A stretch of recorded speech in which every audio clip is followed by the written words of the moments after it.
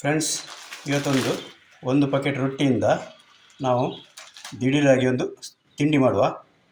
ಸಾಯಂಕಾಲ ಚಹಾ ಕಾಫಿಗೆ ತಿಂಡಿ ಥರ ಮಾಡ್ಬೋದು. ಒಂದು ಮಿಕ್ಸಿ ಜಾರಿಗೆ ರೊಟ್ಟಿ ಹಾಕಿ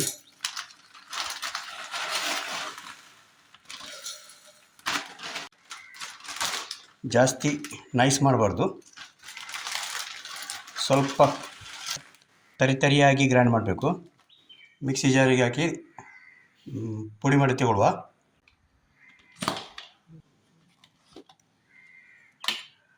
ನೋಡಿ, ಪುಡಿಯಾಗಿದೆ.